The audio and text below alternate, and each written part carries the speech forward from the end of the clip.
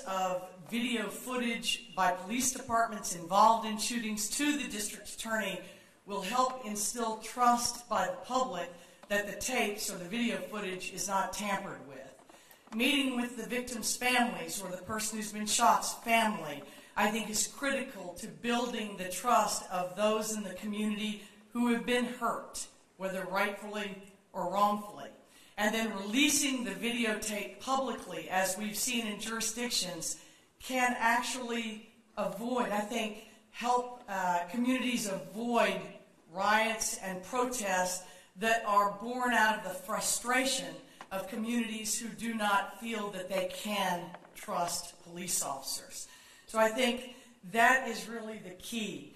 Having a district attorney that is open to the concept of other charges besides simply murder. I've heard our district attorney refer to the options grand juries are given as murder or nothing. I think it's important that members of a grand jury know there are many other types of offenses that police officers could, where the evidence supports it, be charged with. I think those are the types of things that matter. And I think most importantly, not jumping to conclusions about the cause of crime. As we saw in Deputy Goforth's killing, our district attorney jumped to the conclusion and told the public that Black Lives Matter rhetoric helped cause that crime, when in fact there was no evidence to support that. So I think it's important for our district attorney to have a level head, be evidence-based, and come at these things openly and fairly, all the way through the process, beyond grand jury and into the courtroom if indictments are brought down. There's a very volatile mood in the country right now regarding police officer shootings, and that's why, since the events in Ferguson, I've attended 6 town hall meetings in the African American community, because I've wanted to put myself out there so people could ask questions. How are these cases handled by your office? What kind of transparency can we expect? In every single officer-involved shooting that happens in Harris County, we send out a team to do an independent investigation, one that is done separately from the law enforcement agency that is actually involved. And then we present those findings to a grand jury, 12 citizens to make the call. That's what we have decided to do, and that's what we've been doing. Ms. Ogg has no idea what evidence we have in the Goforth case. I'm confident that my remarks will be fully borne out when we try him, hopefully next year. Regarding the release of videotapes, we also have to protect the right of a fair trial to the defendant, to not taint the investigation going forward when there are witnesses who could watch a video on TV and have it change their memory. Thank you. My first question for you, Ms. Anderson. There have been a number of accomplishments that you've pointed to as examples of a successful district attorney's office. One event that does not fall into that category was the mentally ill rape victim who was jailed to make sure that she would be able to testify against her rapist, who was eventually found guilty because of her testimony. But the victim was held in general population, was beaten by another inmate, allegedly given a black eye by a jailer, and brought negative national attention on your office. What went wrong in that case? What went right? And what have you done to guard against something like that from happening again? This is an absolutely heartbreaking situation, and we regret very much what that victim went through, because she did have the courage to come forward and testify against her rapist. This is a serial rapist that we had on trial with many prior convictions. He was suspected of having 11 victims, but as most of you probably know, rape is the most underreported crime. Only a third of cases are reported, so the number was probably much higher. This rapist targeted mentally ill, homeless women, which made prosecution very difficult over the past years. The complainant had a mental breakdown on the stand in the middle of trial, and then in a recess walked into traffic and tried to kill herself. At that point, she was committed to a psychiatric hospital because she was a danger to herself. But because of overcrowding, she was released 10 days later. At that point, the decision was made to put her in custody for her own safety and to ensure her appearance at trial, which had been recessed. The system broke down in the jail. She did not receive the proper care in the Harris County Jail. If there is a silver lining to any of this, and there is just one, it's that this monster This serial rapist received 2 life sentences thanks to her courageous testimony. But we recognize that because of the holidays, the lack of resources that were available, the prosecutor who made countless phone calls trying to find another place to put her, we have reached out to mental health organizations around town. We have a list of resources. We are going to be engaging in training for prosecutors and staff to learn how to deal with someone in a mental health crisis. And I will be pushing legislation to require the judge to appoint an attorney in these situations. Cambrell, in 1962, my mother was kidnapped by a serial rapist in front of a bank in downtown Houston. She was forced into her own car by a man wielding a large knife who drove her at a high speed down Main Street. He probably had gone unnoticed at the bank because he was Caucasian, nicely dressed, nice looking.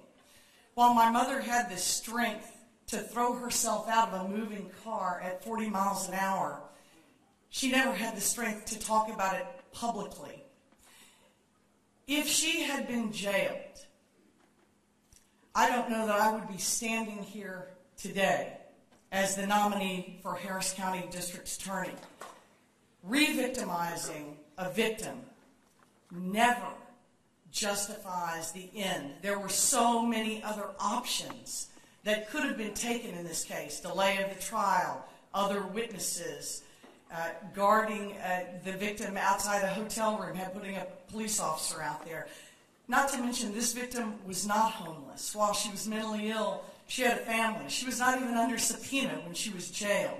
And to blame officials or the system for the district attorney's own decision to jail her is simply wrong. Let me say this, that there were no other witnesses. She was it. And if we had just given up and let her go, that man would have walked out of jail. And the last time he walked out of jail, he raped this complainant 24 days later. So it really wasn't a question of whether he was going to rape again. It was when. We tried to find other resources. Everyone was on vacation. It was over the Christmas holidays. The judge was kind enough to give us a 30-day reset in the middle of jail, but that was all we were getting. This prosecutor did everything he could to ensure her safety and the right outcome for that trial. Thank you, Ms. Anderson.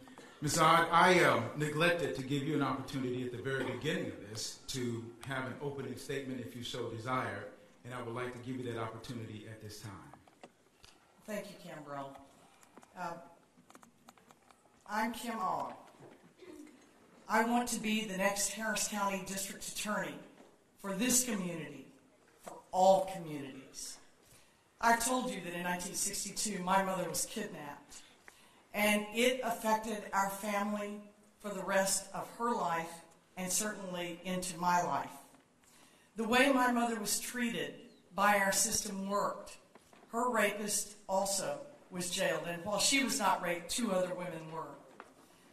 Let me say that the decisions made by prosecutors every day, such as the decision to jail Jenny, the rape victim we've just been talking about, affect people's lives for the rest of their lives.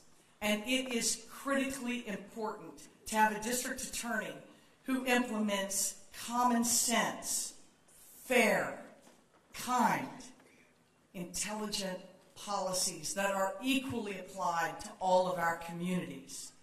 This is what builds a trustworthy system.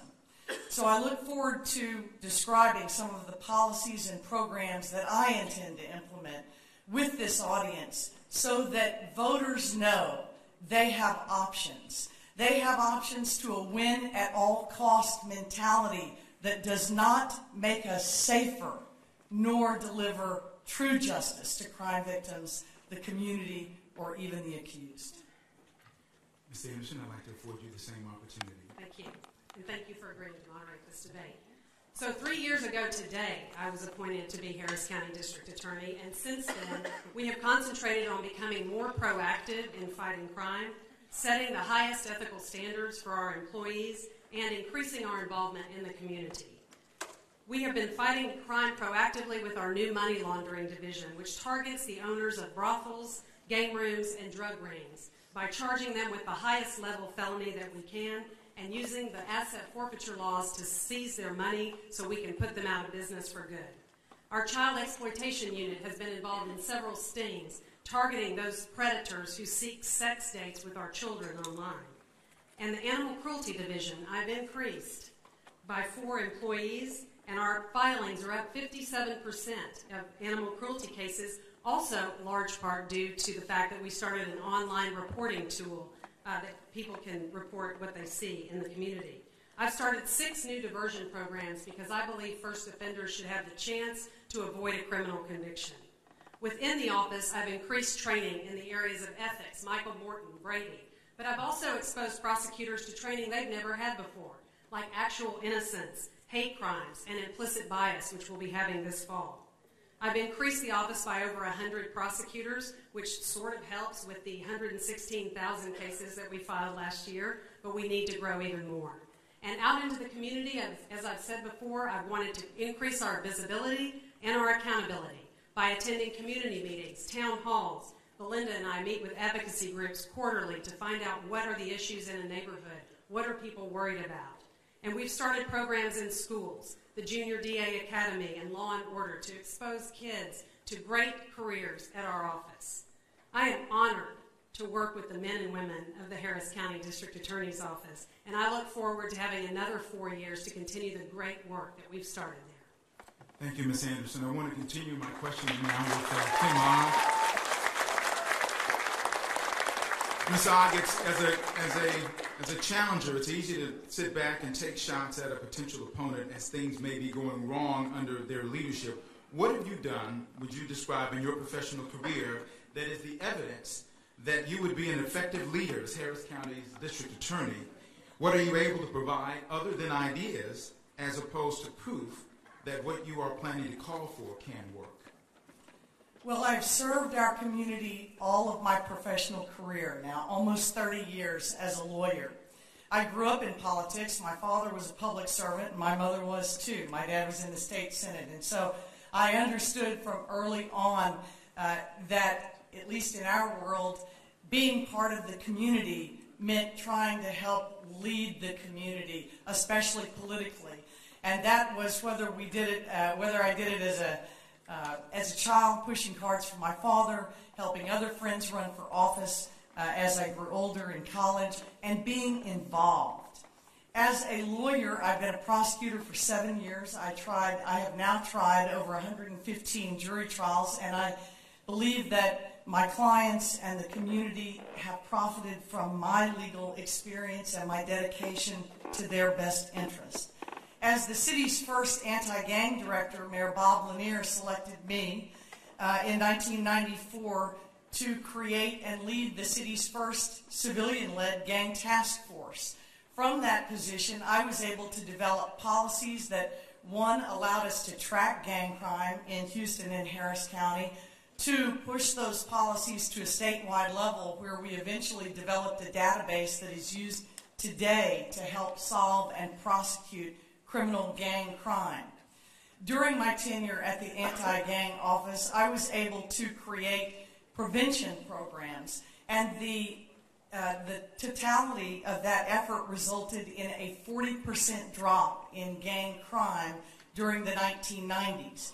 When I was selected to run Crime Stoppers of Houston, I was the leader of an organization that became the best Crime Tips Anonymous hotline in the world, and we still hold international records today from my time there. In 1 year, we captured over 1,000 fugitives or solved cases, non-drug felony crimes. That record stands. In private practice, I've fought to protect people's civil rights. I've represented a police officer whose father was discriminated against in the police department here in town. His son retaliated against. We won that case not once but twice in federal court here, received big judgments from juries. It was appealed all the way to the Supreme Court, resulting in a holding that, in fact, that law enforcement agency did retaliate against my client because he violated what's come to be known as the Code of Silence. So I have fought for the public, for private clients. Time. Thank you. Ms. Anderson, 1 minute. Well, I think the biggest problem with Ms. Ogg being district attorney is her complete lack of integrity and her statement that she will violate her oath the first day that she sits in office. She stood up in front of cameras and said that I disbanded the animal cruelty division of our office, when in fact I've added 4 people to it. Pretty sure she knew that. It didn't matter. She will say or do anything to get this office. And I want you to think real carefully about having a district attorney who has outright announced that she will not prosecute certain laws because she does not agree with them. Think about the implications of that.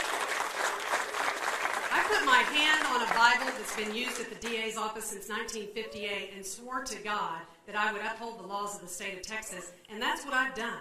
Whether I've liked it or not, whether it's hurt me politically or not, I've done it every single time, and you can count on that with me as district attorney. Ms. Ah, 30 seconds. I believe that the voters should decide on our records. You can look at the record of our district attorney for the last 3 years, the many scandals that have plagued the office, the prosecutorial misconduct, and you can compare it to my record of service to the community. And that's what I want voters to do. I'll stand on my record. Next question is for Ms. Anderson. Your website claims that you are uniquely qualified to lead the office forward, establishing it as the flagship prosecutor's office in America. How would you classify the quality of the office as it stands today, and how far is it from being the flagship office that you envision? What kind of specific steps still have to be made to get to that point? Well, I think as far as quality goes, it's extraordinary. The training that we have provided our prosecutors is, I would compare to any office in the country. The extensive in-house training that we do, and the fact that we can send them all around the country to learn the cutting-edge techniques that they need to combat modern crime. But it's also our hiring. Our hiring committee under Belinda Hill, who has made diversity a priority. We want our office to look like Houston. We represent the most diverse county in the country, and we want our office to look that way. And we've made tremendous strides doing that, going to job fairs more than we've ever done before. But it's just not within just the prosecuting, within the office. Out in the community, I think that people need to see our office. They need to know what we're about. And every time I've asked them to go out into public to speak or to volunteer for the Houston Food Bank or Special Olympics, I have had more than we can take people who volunteer. That's the quality of the people that we are hiring. But the problem is we don't have enough. The closest population that we have to us is Chicago, and they have 900 prosecutors. We have 300 handling, as I said, over 116,000 cases. But we get it done every day because we have a teamwork mentality. This is not a win-at-all-cost administration. This is taking a case, evaluating it on its face, using the evidence and the law. Can we prosecute it? Can we make the case? If we can't, we dismiss it. And that word comes from the top. Ethics first, ethics first. Ms. Ah, 1 minute. The facts are that a review of the Harris County District Attorney's Office management team of 32 of their most powerful, highest paid lawyers breaks down as follows. They are 85% Caucasian, they are 5% African American, they are 5% Asian, and 2% Hispanic. Now, I agree with Ms. Anderson. We've got the most diverse community in the country. Why doesn't the management of the District Attorney's Office reflect that if that is a priority around it?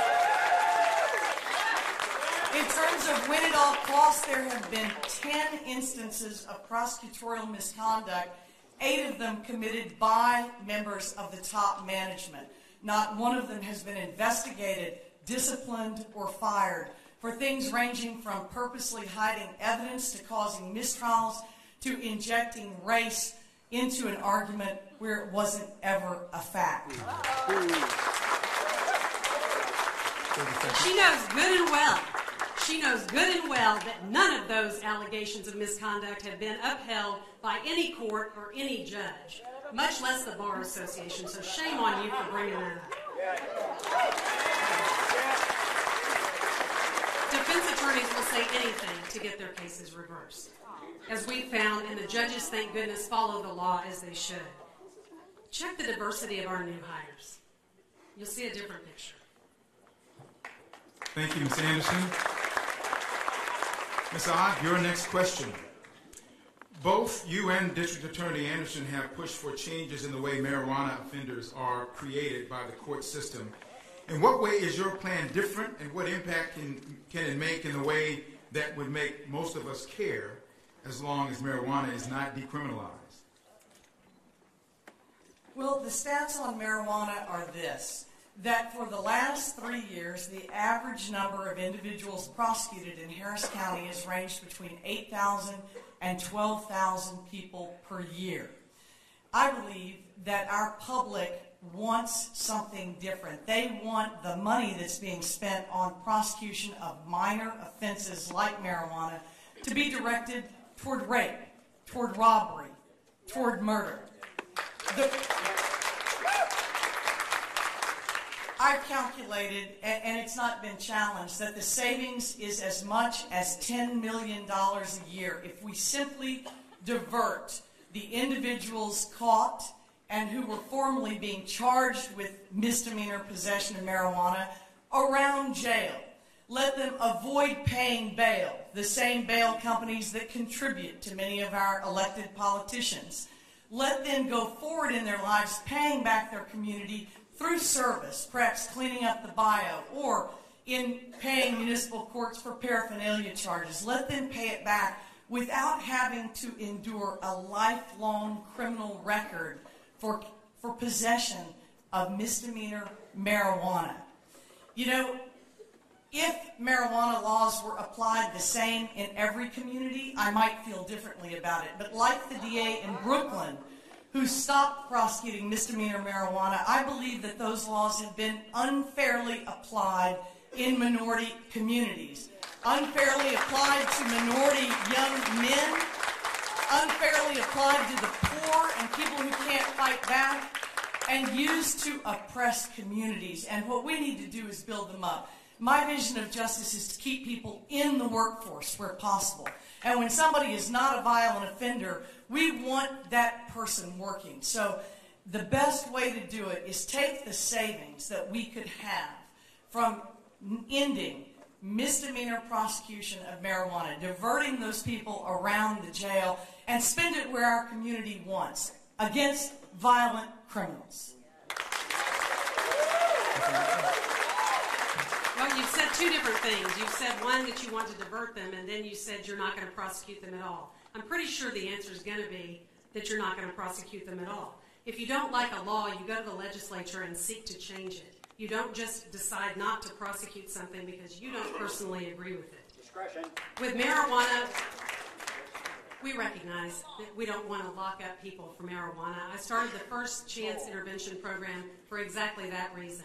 It is a pre-charge program, the first one of its kind in the country, where someone is offered the chance to do community service or a class at the time of arrest. They do not get booked into jail. They do not have to hire a lawyer. They do not have to make bond. They show up for an assessment, and let me say 98% of them have shown up to get the assessment, and then if they do what they're supposed to do, the case is never filed against them. There's no criminal record to expunge.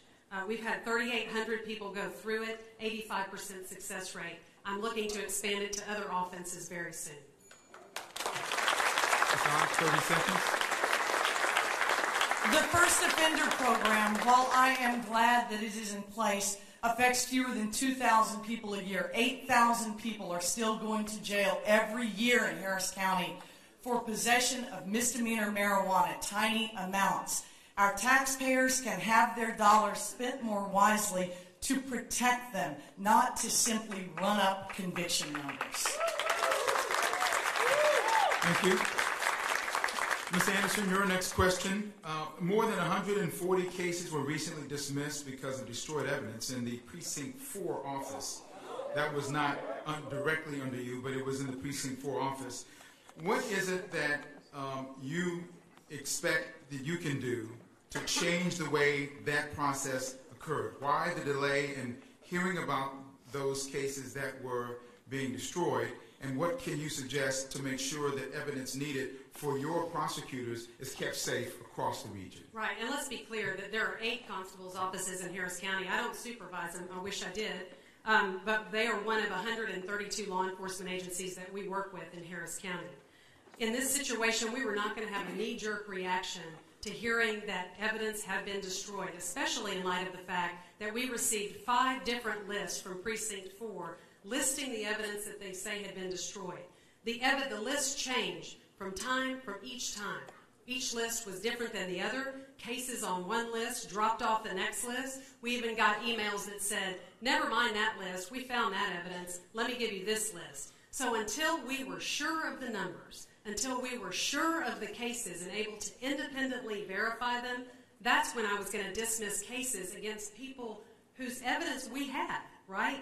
When they were arrested, when they were charged, we had the evidence. We felt like they were guilty. I'm not going to willy-nilly dismiss cases in a quick manner. I'm going to make sure I'm dismissing the right cases and that we're giving notice to the right defense attorneys.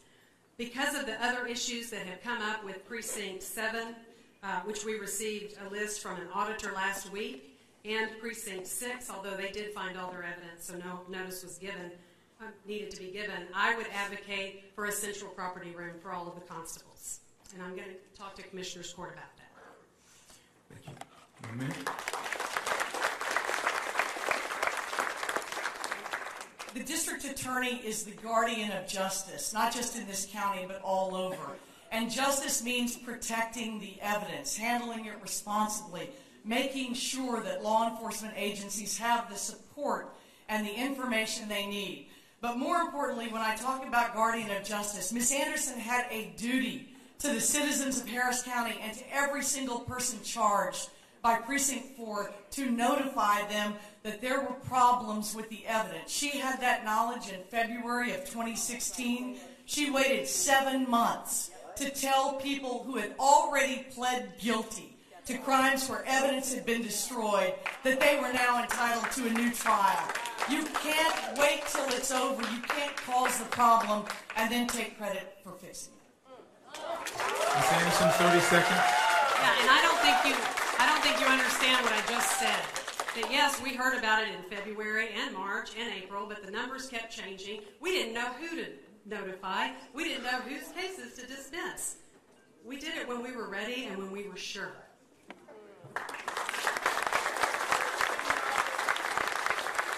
Thank you. Ms. Ogg, your question.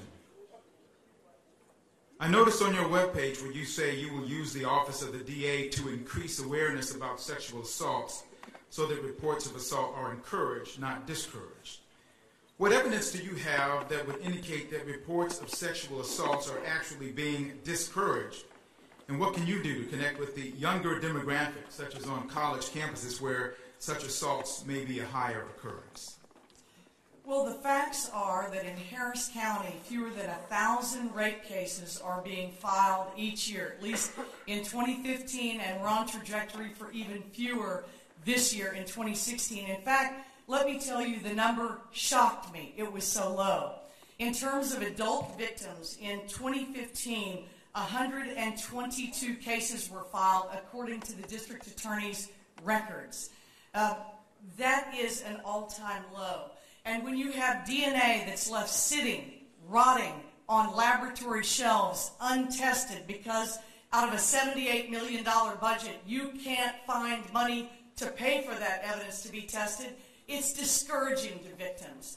When you only prosecute 122, you have to ask yourself, if you're the elected official who is the guardian of justice and safety in this county, why? And when women think, or men think, that they are going to be jailed when they come forward with a crime to talk about as sensitive and as humiliating as the crime of rape is, you may begin to understand why these numbers are lower than they have ever been. So, what I intend to do is this: create a special division of prosecutors dedicated to sexual assault, who are trained, who become specialists, who learn the topic, who learn the first responders, who learn really how to establish relationships with crime victims that can be built upon toward a safer community, not to shake people's faith by jailing victims, especially rape victims. I think you can also take a look at the low number of cases being prosecuted as an indication of this district attorney's priorities. Priorities are governed by how you spend your money. And when you spend your money 25% on small drug cases and less than 0.5% on rape cases, it tells the community what is important to you. And so the distribution of resources is what's important. How we spend taxpayer money. And they want to be protected. I know that's what I want for my family. And I think that that's what you want for your family. Thank you. Time? Ms. Anderson, 1 minute. So when an officer calls and asks us to take charges and there's probable cause, we take charges. That's not going to happen under Kim Ogg's administration because she's going to pick and choose what cases that we should prosecute. With the rape cases, 122 were presented to us that apparently we took. We sought a grant and got a prosecutor to handle all adult sexual assault crimes with CODIS hits, and she has been doing a wonderful job at doing that. You wanted me in June to use some of my money to bail out the labs because they had backlogs. I spoke to both lab directors, and they had a plan for ending the backlogs. And as of today, there are no backlogs, and I spent none of my precious money that I need to help run this office. As of today, HPD can return a rape kit within 30 days, and the county can within 60 days. Yeah, I did. No, it's criminals' money. I'm talking about asset forfeiture money.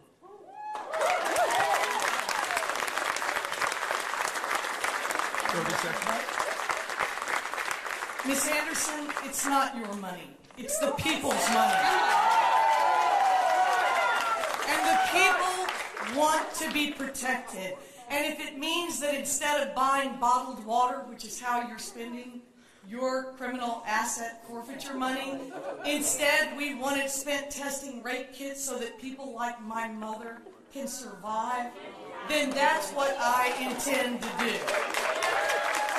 Time. The next question for you, Ms. Anderson. You spoke earlier about the need to be able to prosecute the law based upon what that law is and not your personal opinion. You received a lot of flack from your own party about the way some of the things happened in the Planned Parenthood case where some of the people who wanted to see Planned Parenthood prosecuted and indicted, they were disappointed because some activists were in fact indicted instead. How do you walk the line, or if there is a line, between their personal beliefs and what the legal line is? Is there anything that could or should have been done differently? No. When I saw the video, whether Dan Patrick had asked me to investigate it or not, we would have investigated that Planned Parenthood and that video. And I appointed 3 prosecutors who I trust to handle the investigation, along with 2 HPD homicide detectives and a Texas Ranger. And they did an exhaustive investigation. Used a grand jury, got thousands of pages of documents, spoke to a lot of witnesses, and presented it to a grand jury. And when the grand jury indicted Mr. Del Iden and Ms. Merritt, I looked at the indictments, I looked at the evidence that supported those indictments and saw that they were supported by the evidence. So despite my pro-life beliefs, I wasn't going to dismiss the cases. A lot of people in my party wanted me to. They wanted me to convene another grand jury and try to get an indictment. They wanted me to dismiss the cases for no reason. And I told them that I would not dismiss the cases unless there was a legal reason to do so. And that reason came in August, and I did it again. I followed the law, and we dismissed the cases. So I got the right side of the party mad at me. I got the people who were happy with me indicting the pro-life people mad because I dismissed the cases. But that's the way it goes. That's the buck stops here. We follow the law no matter what, whether it's popular or not. Ms. Ogg, 1 minute. All right. The Planned Parenthood investigation was not brought by any law enforcement agency to this district attorney. It was brought by our lieutenant governor, who publicly called upon her, demanded that she investigate them. So what began as a political investigation turned into a political prosecution and ended as one. The dismissals were the result of judges ruling that the way that the charges were crafted and brought was faulty, insufficient under the law. And those cases were dismissed while prosecutors stood by without objection. And so, you know, when you bring political prosecution, we introduce the one non-evidence-based perspective that is most dangerous if you are the guardian of justice, because prosecution needs to be evidence-based. There's got to be a reason for investigating. There's got to be evidence behind it, and that evidence has to be maintained in a credible fashion so that you can sustain a conviction. Time. 30 seconds. And what exactly made that video political? If I saw a video of an aggravated robbery and no law enforcement agency would prosecute it or look into it, why would I not do that as the elected district attorney? When I saw that video, I saw possible criminal violations on it. I have every right as district attorney to order an investigation, and that's what I do. That's what I did. That's what I would do again. Thank you, Ms. Anderson. Ms. Ogg, you've been quoted as saying you want to keep nonviolent criminals out of jails and keep them in the workforce. You say that as a way that you say it's something wrong with the bail system in our community. What's wrong with the bail system, and what are you proposing to change it for the better? Our bail system is unconstitutional. Our bail system fails crime victims. Our bail system fails the accused. Our bail system fails in Harris County. Right now, there are about 10,000 people in the Harris County Jail. 75% of them are there having never been convicted, only charged. We call those pretrial detainees, not convicted of anything. Those who have money, regardless of the offense, short of a capital murder, can bail out, period, regardless of how dangerous they are. But those who are too poor to make bail, regardless of how low the risk is, rarely receive a pretrial, what we know as PR bonds. Part of that is because the district attorney objects to pretrial bonds on every case. Part of it is because the accused isn't afforded a lawyer at what we know to be a critical stage of prosecution, and they're entitled to one. What is wrong with our bail system? Our bondsmen help elect many of the elected officials in our criminal justice system, and they have been rewarded with over $10 billion in business as a result. What is wrong with our bail system? It is unfair. It is unjust. It is racially skewed, and it is unconstitutional. And anyone with a conscience would stop defending it and start reforming it. And we are. But I got to stop and say it's the second time you've said that we have a policy or that prosecutors object to pretrial bonds on every case. Flat out, not true. It's the second time she's done that. We have no such policy. In fact, I asked the pretrial director to send us lists of low to moderate risk people every morning. And the prosecutors go through that list and see if they can approach the judge and ask the judge to grant a pretrial bond. That's what we're doing in this office. But of course, we've already been working on the bail system with the MacArthur grant. As part of the coordinating council, we sought a MacArthur grant and won it. One of 11 jurisdictions out of 200 who applied. We have 5 strategies that we are starting that will make a huge difference. We have promised the MacArthur Foundation we will safely reduce the jail population, pretrial detainees, by 30% within 3 years. We have 5 exciting strategies, some of which have already begun, like a lot of my diversion programs, and a new reintegration court that starts on October 17th. Thank you, Senator. 30 seconds. Instead of promising the organization who gave you a grant to help correct the worst bail system in the country, I would encourage you to promise the people that we will be fair to them when they are accused of a crime in Harris County. We will judge their riskiness by an objective tool, and we will agree to pretrial bonds when the community is not endangered and when the offender is a low-risk person. My final question tonight for Ms. Anderson. You have been very aggressive. Harris County has become one of the biggest hubs in the country for human trafficking. Your office has been very aggressive in arrests for child predators, men soliciting for prostitution. How is this kind of trafficking impacting our communities? And what is your office doing to take Houston out of that distinction of being one of the busiest hubs for human trafficking? Well, I think it is modern-day slavery, and it's something that no civilized society can tolerate. That's how it affects our community. We cannot have it here. We started the first state-level division headed up by Ann Johnson, and we have a triangular approach. This is the only way that we will be able to defeat human trafficking. We have to go after the owners, the ones who are prostituting these women and men. We have to go after the customers, and we have to talk about the prostitutes and deal with them somehow, because prostitution is still illegal. With the owners, we use our money laundering division to aggressively go after brothels and file money laundering charges and use asset forfeiture laws to seize the money and put them out of business. With the customers, we participate in stings with HPD and the Sheriff's Department and aggressively prosecute the customers. But with the prostitutes, we look at arrest as recovery. The way that we've been able to recover human trafficking victims is by arrest. And Ann Johnson and her team have found since 2013, they have identified over 250 human trafficking victims in the Harris County Jail that escaped the notice of the police who arrested them. And we were able to take them out of the jail, dismiss their cases, and connect them with social services. We also got a grant to start a safe court, which is a court for prostitutes aged 17 to 25, to give them a chance to get out of the business of prostitution. They are allowed, they are given a one-year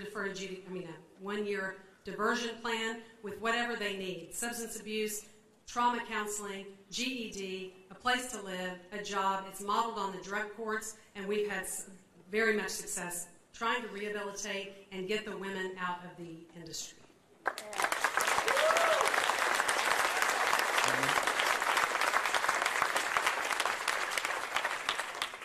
Well, again, we agree that modern-day slavery and Houston's #1 rating as the top human slavery hub is something to be ashamed about.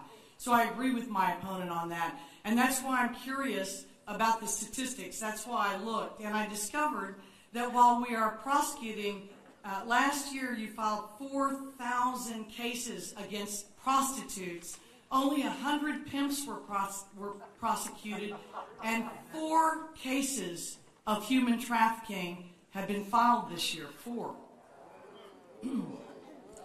I think this is a question of resources and prioritization. So it is one thing to talk about it. It is another to spend the money to do it. And when you have a $78 million budget, one that has increased 27% under this elected district attorney, let me say there's many businesses out there who would love to enjoy that kind of increase. We can do better than 4 cases a year.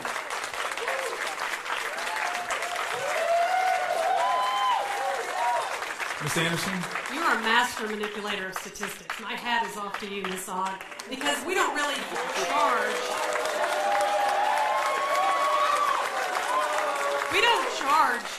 charge. We charge pimps with aggravated promotion of prostitution. Did you get that number? Because we are prosecuting hundreds of them, more than we ever have before. How many? I stand by what Ann Johnson and her team are doing every day to fight human trafficking in Harris County. Thank you, Ms. Anderson. We have... Nope. No. You did yours. Yes. Sorry. We're at the end of this debate. We have an opportunity for each candidate for a final statement, and from the beginning, the coin flip, Ms. Ogg, you're going to go first. Ms. Anderson, you will go last with your 2.5-minute final comments. First of all, thank you, Cambrell, for moderating. Thank you, ladies and gentlemen, for taking time out of your schedules and your lives to come and listen to us talk about what could be the most important race in the country. Because as goes Harris County jurisprudence, so will go Texas. And as goes Texas, as we Texans believe, so will go the country. So let's talk about the justice system that we have. Right now, we have 115,000 people being incarcerated in our jail every year. We have nearly that many convictions, although surprisingly there is an enormous dismissal rate in Harris County, indicating that when the cases come in initially, they are not being properly or appropriately or effectively reviewed. We have a justice system that costs over $2 billion in Harris County, of which the district attorney uses $78 million.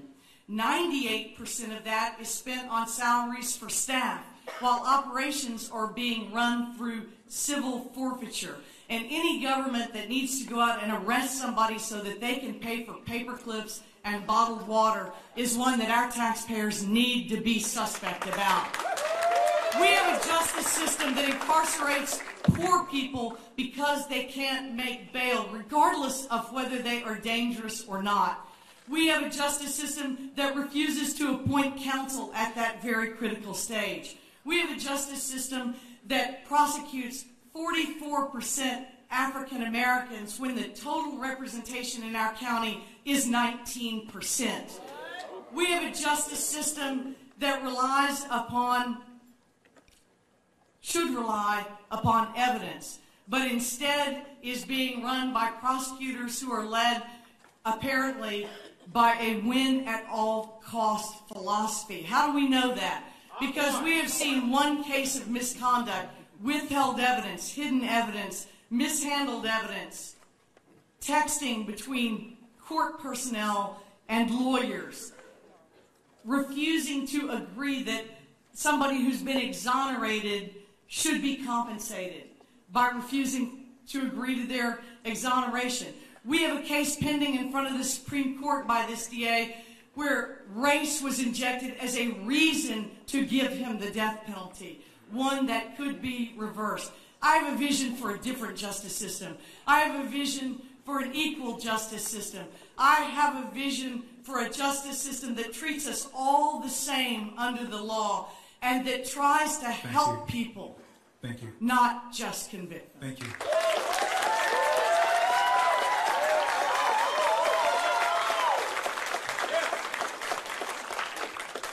I think it's apparent from anybody who's been listening to Ms. Ogg that she is clearly not fit to be the Harris County District Attorney.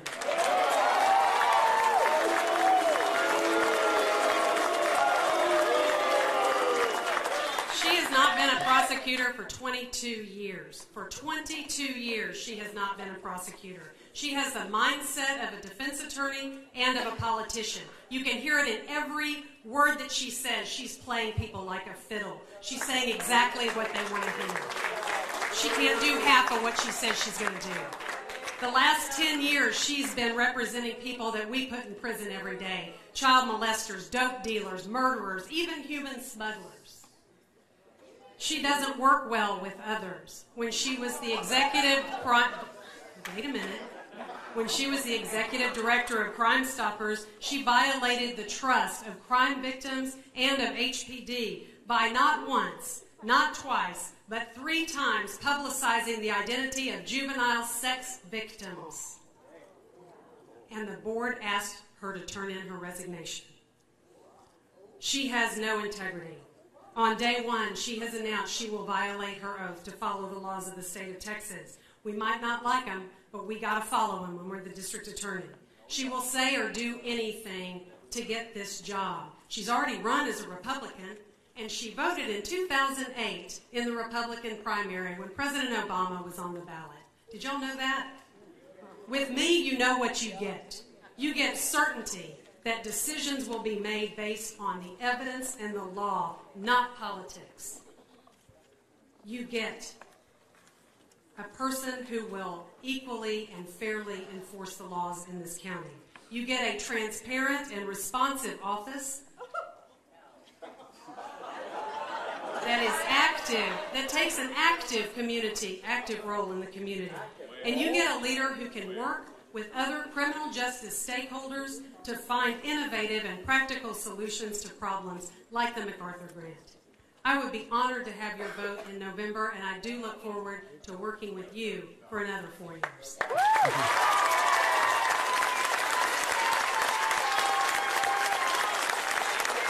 Thank you. Thank you very much, Ms. Anderson and Ms. Ogg. I want to say thank you to the audience for being respectful to both of these candidates this evening as we have a conversation about this very important office that needs to be elected in November. Thank you for your patience, and I thank both of the candidates. It takes a lot to be a public servant.